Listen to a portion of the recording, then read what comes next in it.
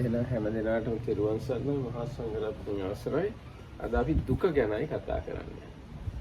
Tiruvan Saranai, with the permission with the Sangha, we will today talk about dukkha, usually translated as suffering or unsatisfactoriness. මේ බුදුරජාණන් වහන්සේ තමන්ගේ පළවෙනිම සූත්‍රයෙන් දුක ගැන දුක ඇතුළු චතුරාර්ය සත්‍ය තමයි කතා කළේ දේශනා කළේ. So the Buddha's very first proper discourse included the truth of suffering.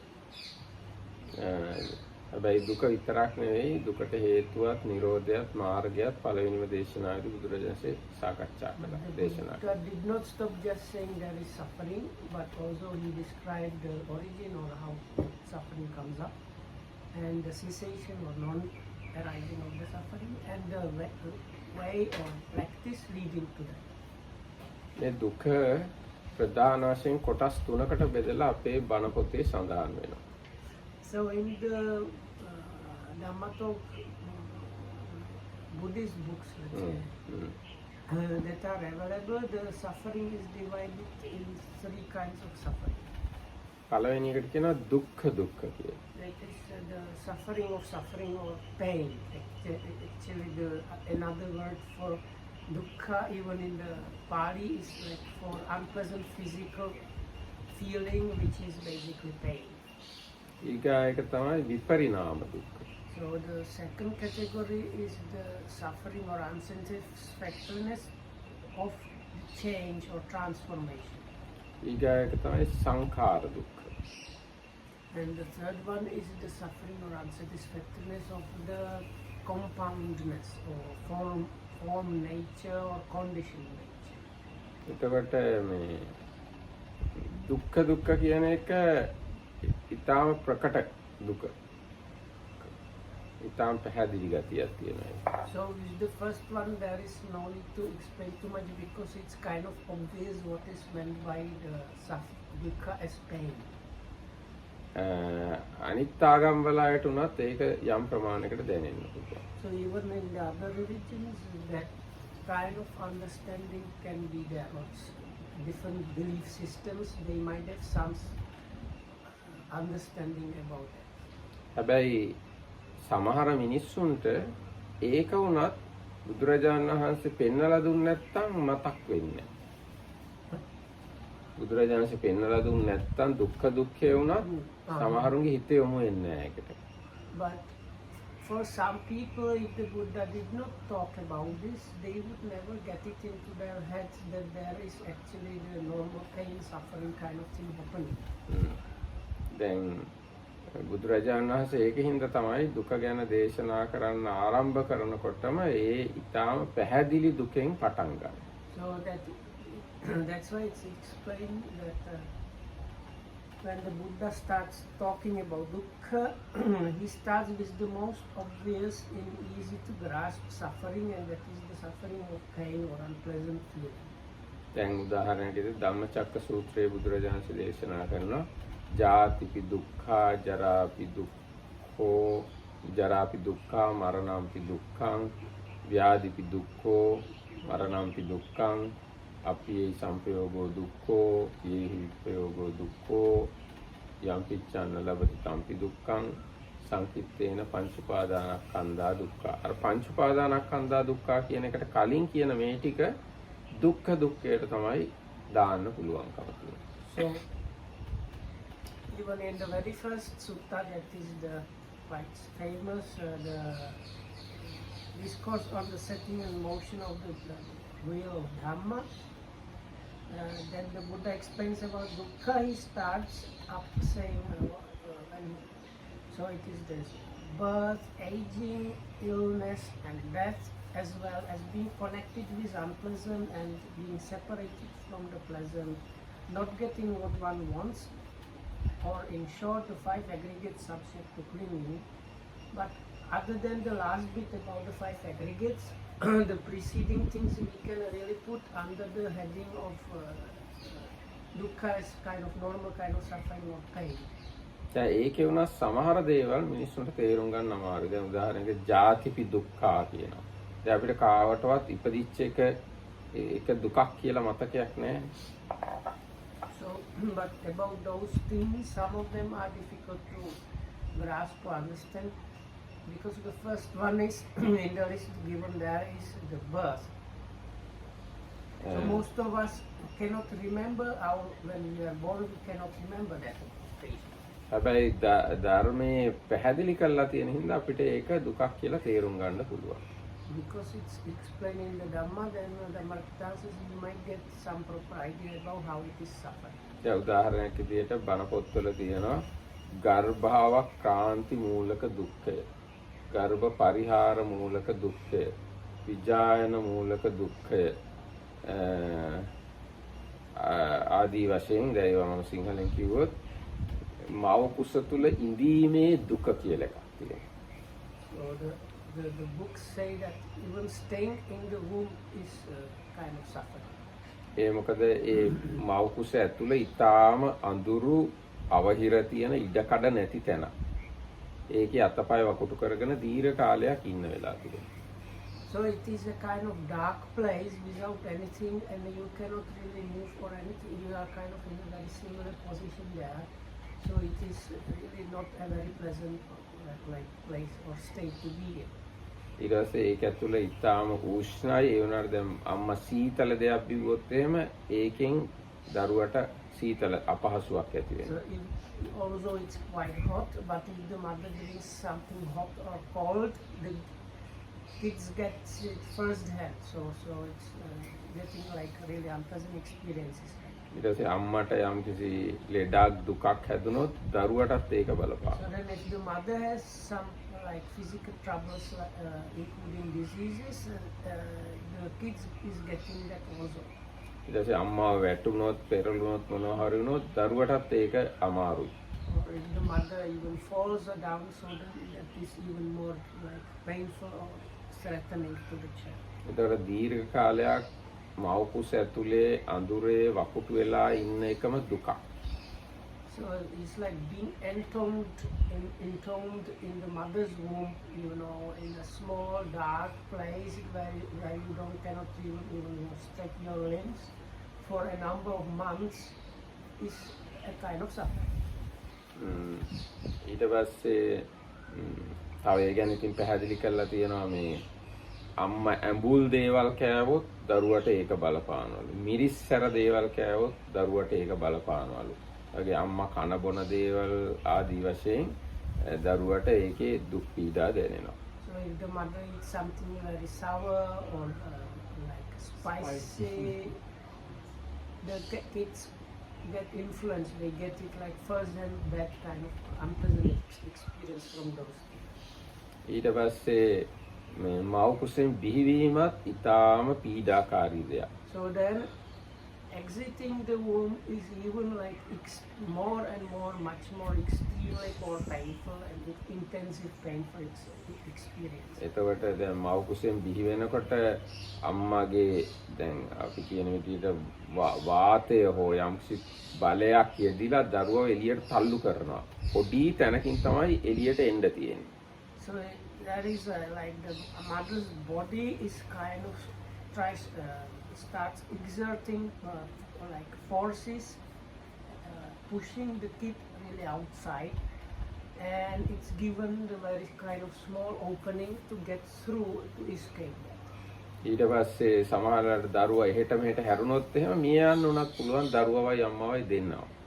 So then if the kid is not in the proper position, both the kid as well as the mother can die in the birth process. එතකොට ඔන්න විදියට බණ පොතේ ඉපදීම දුකයි කියලා විස්තර කරලා තියෙන හින්දා තමයි අපිට ඒක දුකයි කියලා තේරුම් ගන්න පුළුවන්. එහෙම නැතුව අපිට මතක නැහැ අපි ඉපදිච්ච හැටි. So from these descriptions in the Dhamma books, we can understand about the suffering of birth. But most of us don't really remember when this was happening to us. ඊට පස්සේ දැන් මව් කුසෙන් බිහි වෙනකොටත් වෛද්‍යවරු අඬු දාලා එහෙම සිසේරියන් කළා එහෙම උපක්‍රම කළා එළියට ගන්නකොටත් තදින් ළමයාව අල්ලනකොට තාම දරුවට බොහොම මොලොක් එකක් තියෙන ඒ අනිත් අය අල්ලන එකත් දරුවට දුකයි. So then when the kid is pulled out, or received from the mother's womb. So the kid's skin is extremely sensitive and soft. So any kind of touch is actually experiences a really unpleasant and painful. ඊට පස්සේ දරුවා ගත්තට පස්සේ එළියට හොදනවා. ඒ හොයදීමත් දරුවට දුකයි. So for then the kid is usually kind of bathed. So the bathing is also painful for the kid. ඊට පස්සේ ඉපදිලත් ඉතාලම මොකුත් Tamanට දෙයක් කරගන්න බැරුව ඔහේ ඉඳ වෙනවා මල මුත්‍ර දාගෙන කිරි දුන්නොත් විතරයි බොන්න තියෙන්නේ බඩගින්න ඒව මේ ඔක්කොම අඬ ඉඳ වෙනවා ඉපදුනාට පස්සේ. So after the birth the kid is very helpless. So in the very beginning the kid cannot even move properly. It can move the hands but not from side to side really.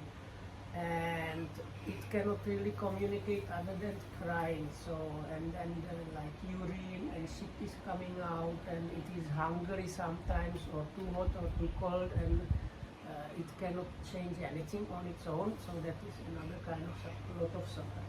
මෙන්න මේ විදියට උපදීම දුකයි කියලා ධර්මයේ පැහැදිලි කරලා තියෙන හින්දා අපිට තේරුම් ගන්න පුළුවන්කම. So again because this is like explained about these things in the Dhamma books, we can get some understanding about that kind of suffering connected with birth. හැබැයි මේවා බණ පොත්වල විස්තර කරලා නැති හින්දා ලෝකේ ඉන්න මිනිස්සු කවුරුත් හිතන්නේ නැහැ බොහෝ දෙනෙක් හිතන්නේ නැහැ ඉපදීම දුකක් කියලා.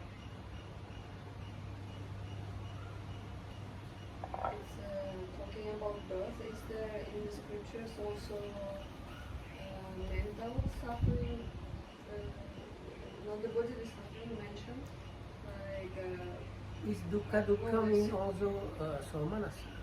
The domanasa? viparinama? Yes, domanas and physical pain, both dukkha. Both dukkha, yes. And the change? So the first kind of suffering includes both physical and mental pain. And the big stress of changing the environment and the unity with the mother, because the child might inside very united with the mother, and with the birth, completely different world starts for the child. Yes, so all these things dukkha. That's why all the So children. she's asking whether that one is maybe the viparinama. Not real. Viparinama dukkha has very specific another definition. All these painful experiences we can put into dukkha. එතකොට මේ ඔය කාරණා හැබැයි මිනිස්සු දන්නේ දුකයි කියලා. Because you asked, I didn't manage to translate it. So Marakitan says, but in the world, very small number of people get the idea in connection with this birth that it is suffering or it is something really unpleasant. Mostly people are excited and happy. ඊට පස්සේ දැන් හැම දරුවෙක්ම අඬාගෙන ඉන්නේ. සන්තෝෂෙන් ඉන්නේ නැහැ.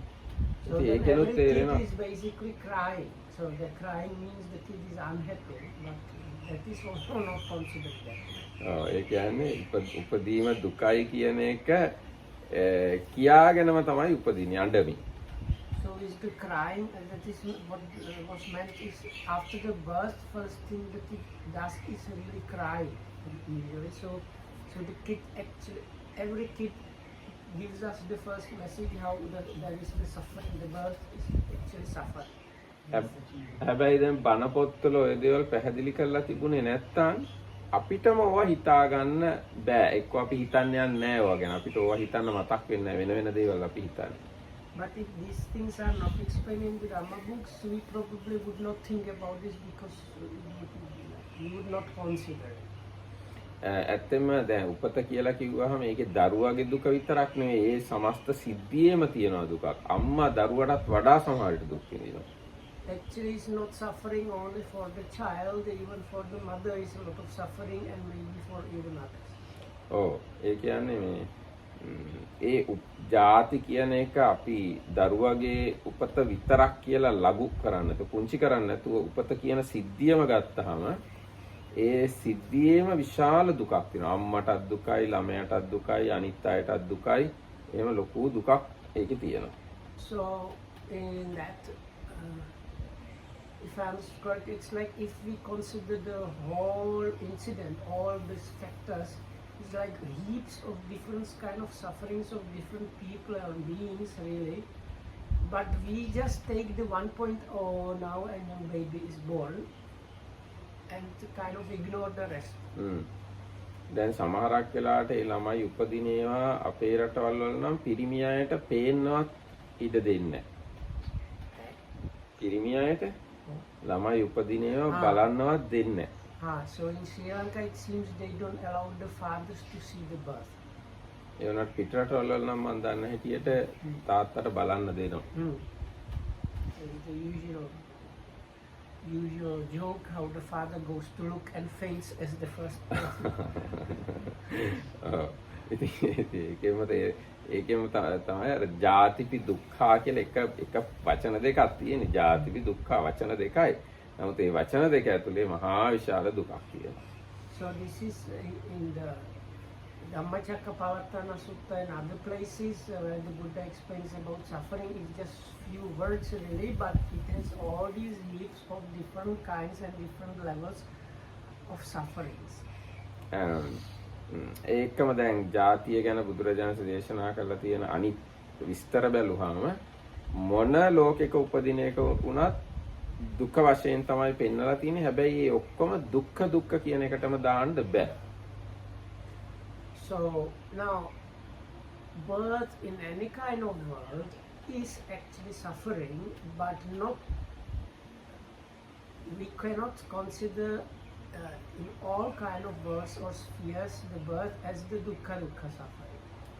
මොකද දැන් බුදුරජාණන් දේශනා ජාති සංජාති ඔක්කාන්ති අබිනිබ්බන්ති කන්දානම් පාතු භාවෝ ආයතනානම් පටිලාභෝ අයං උච්චති වික්කවේ ජාති. කතමංච භික්කවේ ජාති මහණෙනි ජාති යනු කුමක්ද?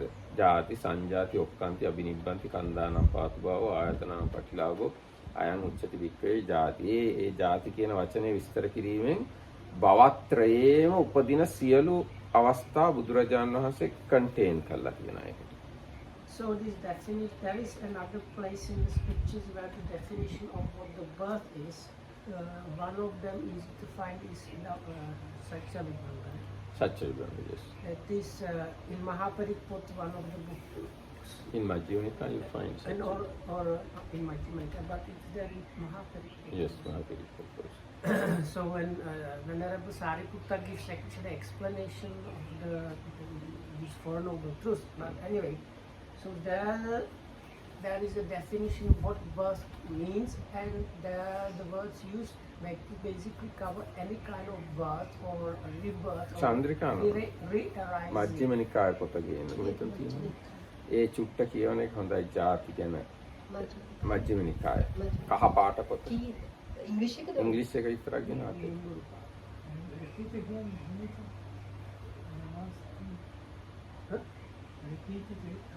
Which last thing?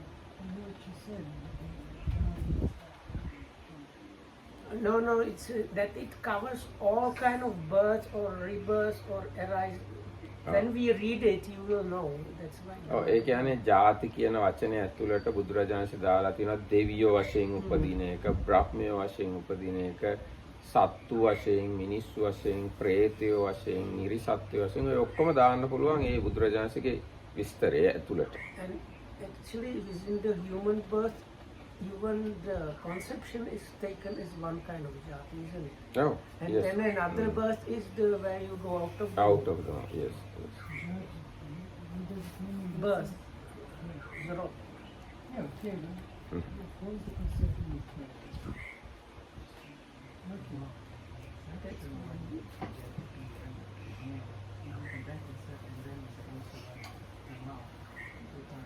Two times. Sometimes they include all the pregnancy actually within life. It's like the beginning of the birth, it is the conception, end of the birth when you are finally out. මේක තියෙන And what, friends, is birth? The birth of beings into the various orders of beings. They are coming to birth. Perseveration in a womb, generation, the manifestation of the aggregates, obtaining the basis for contact. This is called birth. එතකොට දැන් මේක අරන් බැලුවහම මුළු තුන් ලෝකෙම භවත්‍රයේම උපදින සිද්ධිය මේකට අරන් තියෙනවා. So this kind of definition covers all three spheres of existence. So it takes the sensual, fine material and immaterial realms.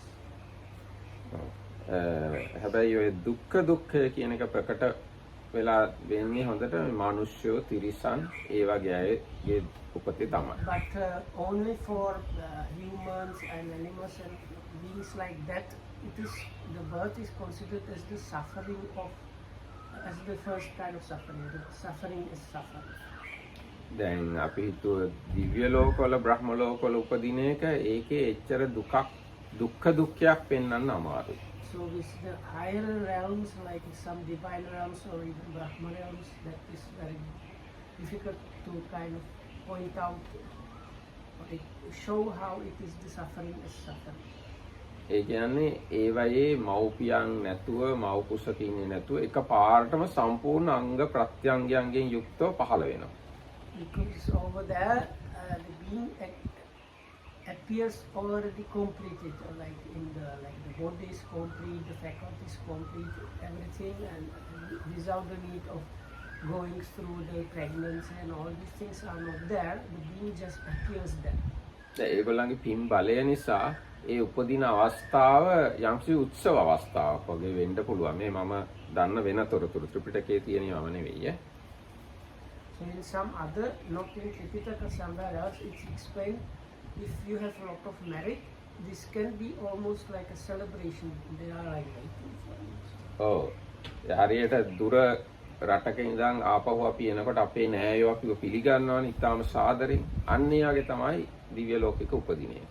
Sometimes it's explained like, let's say we have relatives maybe somewhere far away, and if they come to visit us, we kind of clean the house and prepare small party and everything like a celebration, because after a long time they are coming to see us. So in a similar way, the denizens of that plane, when the new beings like being born there, they await it in that similar fashion. ඔව් දැන් ගොඩාක් පින් කරපු අයට දිව්‍ය මාලිගා සහ දෙවංගනෝ දැනටමත් එහෙ ඉන්නවා හැදිලා. එයා තාම මේ ලෝකේ ඉන්නේ. නමුත් එයා එයි කියලා බලාපොරොත්තුෙන් දිව්‍ය මාලිගා එහෙම හැදිලා දෙවංගනෝ එහෙම බලාපොරොත්තුෙන් ඉන්නවා. So sometimes people, when they are still humans and doing marriage and already in some divine realm, there is already a palace awaiting them, palace that arose because of their marriage. Sometimes it is like servant girls and everything, but they are not real beings. They are kind of. They are real divine beings. They are real divine beings waiting until your coming, or our coming. Really? දැන් එක වෙලාවක මුගලන් මහ රහතුන් වහන්සේද කොහෙද දිව්‍ය ලෝකෙ වැඩි වෙලාවක ලොකු ලස්සන දිව්‍ය මාලිගාවක් තියෙනවා. දෙවඟනොත් ගොඩාක් ඉන්නවා. ඉතින් මේ මුගලන් මහ රහතුන් වහන්සේ ගිහින් ඇහුවා කාගේද මේ මෙච්චර ලස්සන මේ දිව්‍ය විමානය කියලා. ඒතකොට දෙවඟනෝ කිව්වා මේ අර කවුද උත්තර හරි කව මට නම් මතක නෑ අන්න එයාගේ කියලා. ඉතින් එයා තාම මනුස්ස ලෝකෙ ඉන්නේ පින් කර කර. එයා සඳහා තමයි අර හැදිලා තියෙන්නේ. No, Mahamoggallana came in some suttas, and he came to this beautiful divine palace full of these like servant girls and other people, like divine beings there. And when he asked them who is the owner, and they said he is that person that whenever Mahamoggallana knew that was still living. I heard some of these can be just like pin constructs and not real beings. anyway, my understanding is there can be real beings waiting. දැන් ඒක හරියට දැන් මනුෂ්‍ය ලෝකෙත් තියෙන්නේ. දැන් පිටරට යනවා රස්සාවක් කරන්න. ඉතින් එයා සල්ලි ගොඩක් හම්බ කරගෙන එනවා. ඒ එනකන් ඉතින් අපි ඉන්නවනේ මෙහෙ ඉන්න නෑ අය එහෙම එයා දැන් සල්ලි ගොඩකුත් හම්බ කරගෙන එයි කියලා. අන්න එයාගේ පින නිසා දිව්‍ය ලෝකේ අය ඉන්නවා එයා එනකන් බලාගෙන. So when were they before the palace appeared?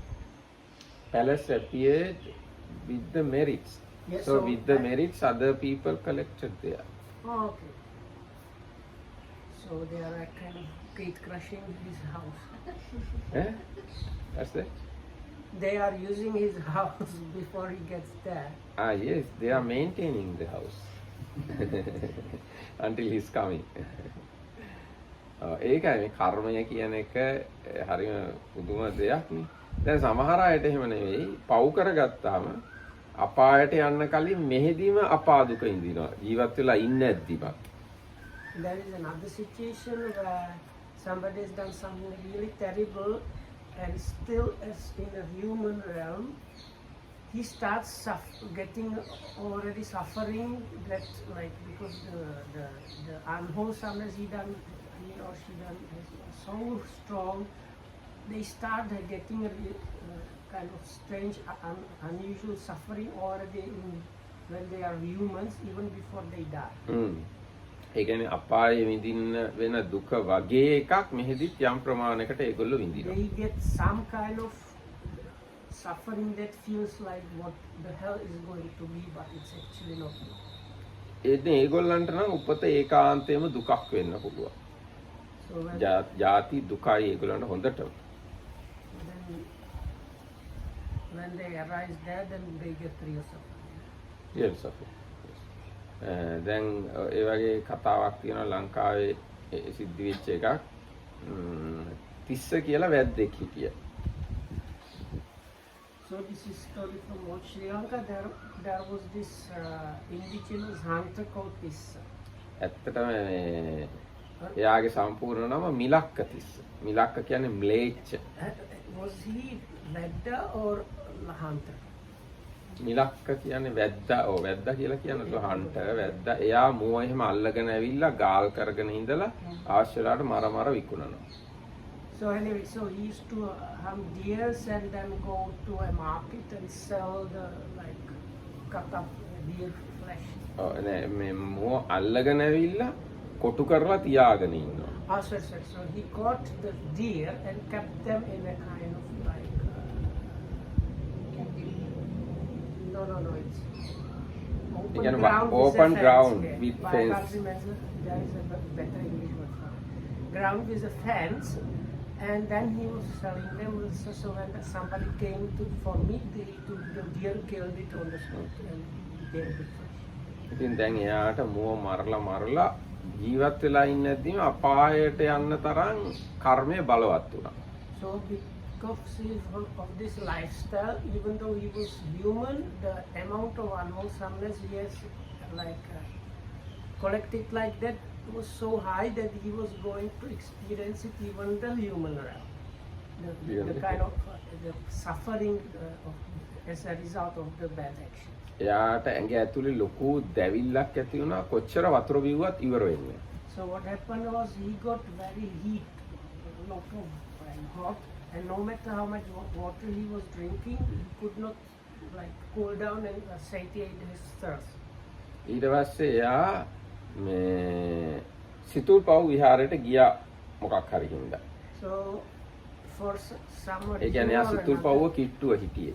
there is a kind of south part of Sri Lanka. There is a kind of hilly area with a deep indigenous forest. And anyway, so he was living in the vicinity, probably hunting in the forest. Right? So anyway, so there is a very one forest monastery that has been there for very long time. It's still existing actually. And for some reason or another, he came there to this monastery. ඉතින් එයා ගිහිල්ලා හාමුදුරන්ගෙන් වතුර ඉල්ලුවා. තිබහයි කියලා. He was asking the monks to give him some water because he's thirsty. ඉතින් හාමුදුරුවෝ ඔය තියෙන්නේ වතුර බොන්න කියලා. So the monk told him there is enough like available water here. Drink as much as you like.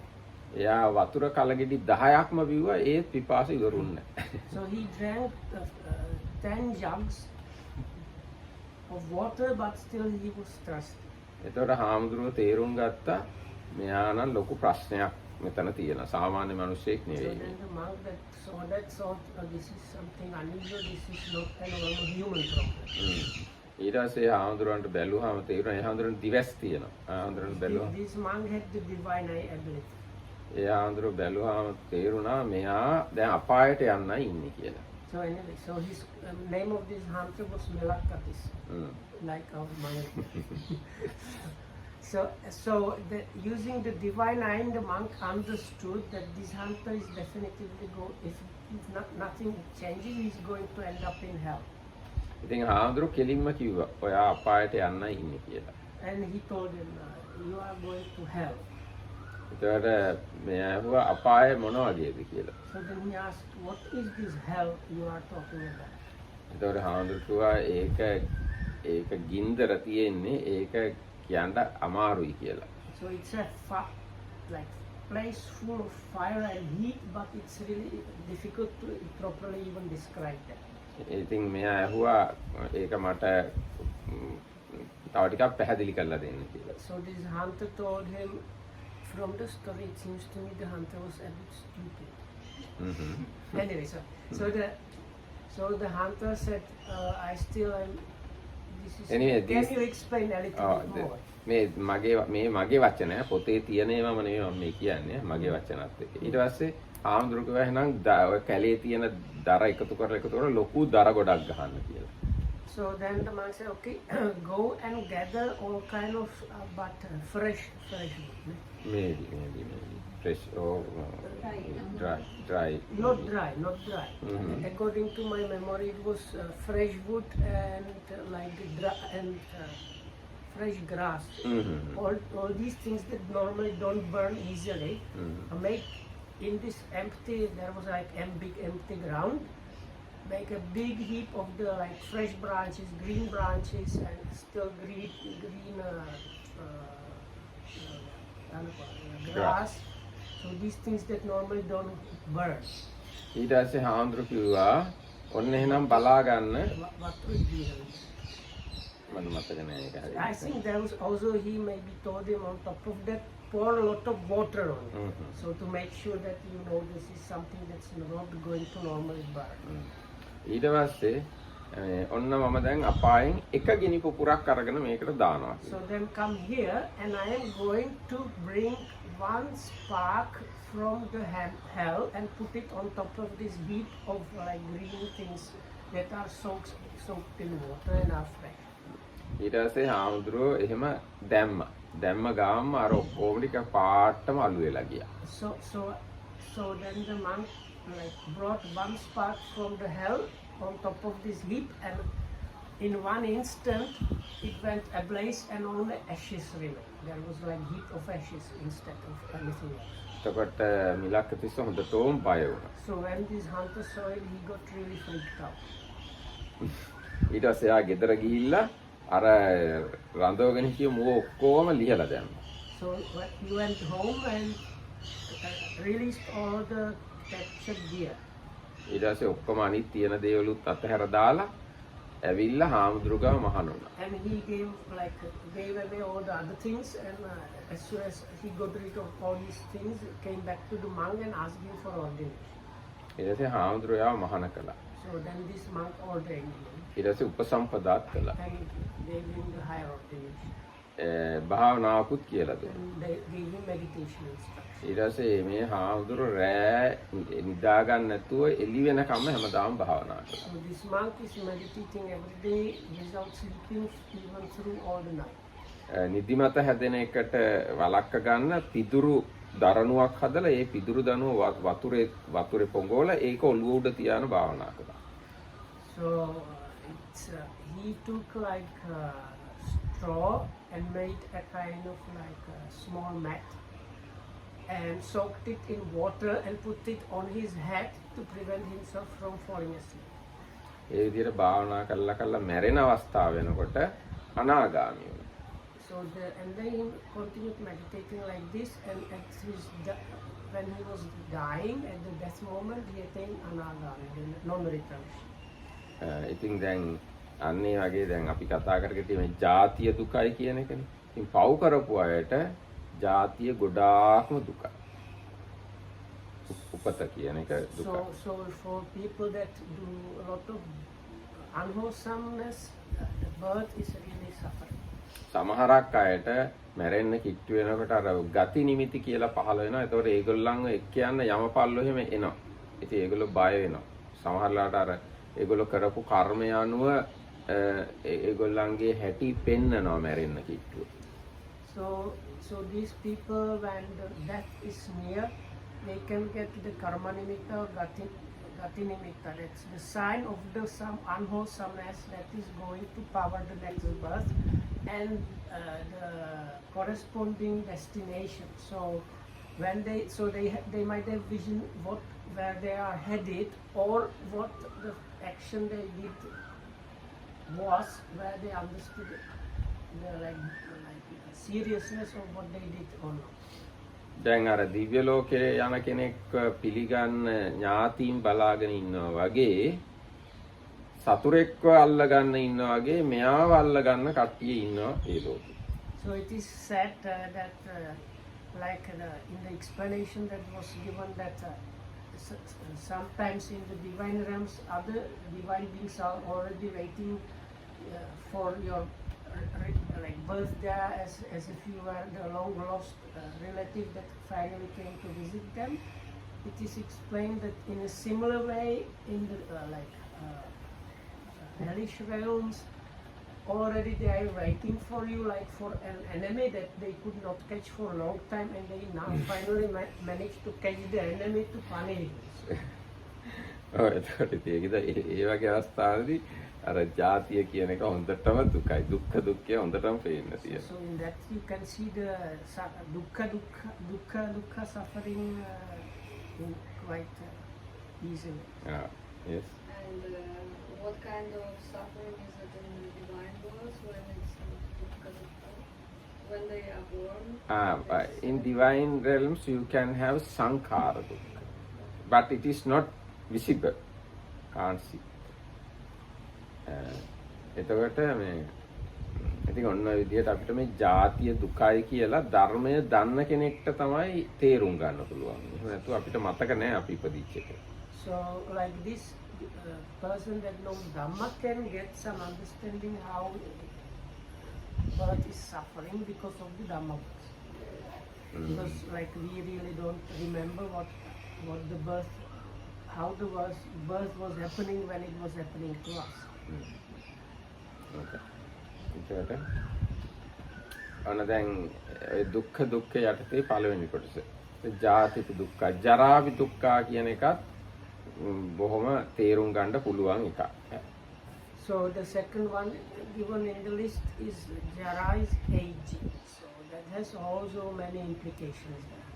හැබැයි සමහරුන්ට කොහොමවත් එහෙම වයසට ගියත් ඒක දුකක් කියලා ඒගොල්ලෝ බාර ගන්න කැමති නැහැ. ඒගොල්ලෝ මේකප් කරලා මොන හරි කරලා ඒක වහගෙන තමයි ඉන්න හදන්නේ. So some people even when they are old they don't want to really accept that the aging is suffering, even like they have grown quite old still, because they don't want to really accept that they mask it with like makeup and dyeing of hairs and facelifts and other things. ඊට පස්සේ මේ ඒගොල්ලෝ ව්‍යායාම කරනවා, හොඳ බෙහෙත් ගන්නවා, ගැළපෙන ආහාර ගන්නවා, ඒ වගේ දේවල් කරලා වයසට යනවා කියන එක දුකක් කියන එක හංගනවා. So they usually also try like to have a kind of a proper diet, healthy diet and healthy exercise and other things, because they kind of want to hide the fact of the aging. ඒ වුණාට ඒ කොච්චර උත්සාහ කළත් අවුරුදු 80 90 යනකොට නම් කොහොමත් ඒක හංගන්නම බැරි තත්ත්වයට එනවා. So but when if they reach 80 or 90, it gets to the level where it's really impossible to hide the age. ඉතින් එතකොට වයසට යන එක දුකයි කියලා කාටත් තේරෙනවා. දුක්ඛ වේදනා ගොඩාක් ඇඟේ ඇති වෙනවා ඒකට. So from that, so if it gets to the point where the person is really elderly, we can quite easily understand how that is suffering. We can see how the person has pains all over the body, different kinds of pains and other problems. දැන් මේ දැන් අපේ ලොකු හාමුදුරුවෝ කැමතිස්සෙම කිය ඉන්නේ අතන රිදෙනවා මෙතන රිදෙනවා බෙල්ල රිදෙනවා ගගා තමයි කිය ඉන්නේ කැමතිස්සෙම. So if you a bit closer associate with Loku Hamudru, you know that he is always suffering from pains here and there, or like it seems to there is no occasion where he would say there is no pain or discomfort in the body. ඒකට වයසට ගියාම කොයි වෙලේත් ඇඟේ දුක තියෙනවා. So if you grow old, then and you have body, then it means you will get to suffer some kind of or actually big amount of pain. හැබැයි තරුණයට නම් කොහොමවත් ඒවා තේරුම් ගන්න බෑ බණ පොත්වල තිබුණ නැත්තම්. So but the young people, they cannot really understand this unless they have the Dhamma. ඔව් බණ පොත් කියවන අයට නම් ඉතින් තියෙනවා දැන් කතමංචාවසෝ ජරා යාතේසං තේසං නෑ මොකද කණ්ඩිච්ඡම් පාලිච්ඡම් වලිතචතා ආයුනෝ සංහානි ඉන්ද්‍රියානම් පරිපාකෝ අයං උච්චති වික්ඛවේ ජරා aging. Yes. And what, friends, is aging? The aging of beings in the various orders of beings. They are old age, brokenness of teeth, grayness of hair, wrinkling of skin, decline of life, weakness of faculties. This is called aging. එතකොට අන්න එහෙම මේ ජරා දුක කියලා එකක් තියෙනවා. ඒකත් දුක්ඛ දුක්ඛයට පහසුවෙන් දාන්න පුළුවන් ඕන කෙනෙක්ට තේරෙනවා. This is kind of easy to see, a kind of obvious thing, and nobody has any problem really seeing and recognizing that this kind of dukkha kind of thing, that is the aging. හැබැයි ඉතින් දැන් අර මම කිව්වා වගේ මේ ඔක්කොම වෙනස් කරන්න පුළුවන් අපිට. මේ අපේ දැන් තියෙන තාක්ෂණික දියුණුව ඒකම පාවිච්චි කරලා දත් කැඩුනොත් අලුත් දත් දාන්න පුළුවන්. But most of the things mentioned there, we have came up with kind of techniques how to mask those. So there was what was mentioned there is broken teeth. So now if people usually have this false teeth really, they look very nice. Or implants, or I don't know. It was a grayness of dentures, yeah. Or implants are even worse than. grayness of hair කියන එකත් වෙනස් කරන්න. So the graying hair, especially in Sri Lanka, you won't see many people like that. It was a wrinkling of skin කියන එකත් වෙනස් කරන්න. So the wrinkling of skin also there I mentioned that the face lifts and other Botox injections and all kind of stuff to mask this. It was a decline of life කියන එකත් exercises කළා හොඳ කෑම කාලා වෙනස් කරන්න පුළුවන්. So for the decline of life and weakness of faculties, partially that is when they do exercising and proper diet and these special dietary supplements that like are supposed to boost your energy and things. The weakness of faculties කියවන ඇස් පේන අඩු වුණොත් කන් අඩි දාන්න පුළුවන්. කන් ඇහෙන අඩු වුණොත් අර කනට මොනවද හයි කරගන්න පුළුවන්. So the faculties can mean also the sense faculties. So that's like people normally use spectacles or these lens. No. Lenses. What do you call contact lens? Yeah, contact lens. And sometimes actually these days old people very often they have cataracts, so they go for the laser treatment. And then you have hearing aids. And if you consider the faculties as the ability, general abilities, so that's what Kuhamudru got this like new new joint. Oh, new joints. Lot of now we have lot of extra parts we can join to our body. එතකොට අනේ විදියට මේ හැබැයි මේ මොනවා කළත් අවුරුදු 80ක් 90ක් 100ක් යනකොට නම් මැරෙන්න වෙනවමයි. So, but no matter what you do, how much force these or like new teeth and new eyes and new ears put, if you reach 80, 90 or 100, you are going to die. එතකොට මේ දුක්ඛ කියන එක තේරෙනවානේ හරිම පැහැදිලි ඒක දුක්ඛ සත්‍යයක් ඒක. So that's the truth of suffering, and that is quite obvious. ඒක තතයි අවිතතයි අනඤ්‍යතයි. So because this is called the truth of suffering, the definition of truth is these three words.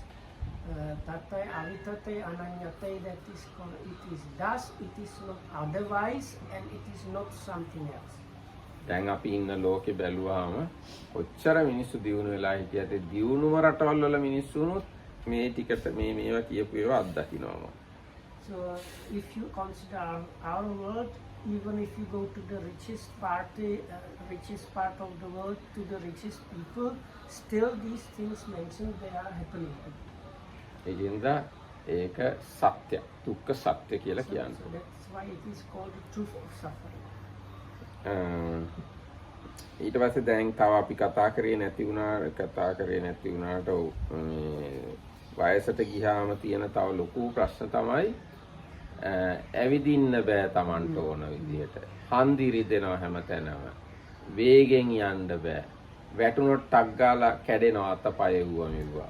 The other things not mentioned here, but I think they would be considered under the last two parts, weakening of life and it's like you cannot walk fast. Some very nicely in some scriptures it is say, I want to put my foot one way and you put it other way. You have all the time joint pains. That in other sutta it's described how he's bent and using stick. In some sutta that description. දැන් බුදුරජාණන් වහන්සේ උනත් අර එහෙම කියලා දෙනවා මම කකුල තියෙන තැන නෙවෙයි කකුල හිටින්නේ. So and there's like weakness, you cannot do anything. So all these things are there with the aging body. විශේෂයෙන්ම කොන්ද නැමෙනවම ඉස්සරහට.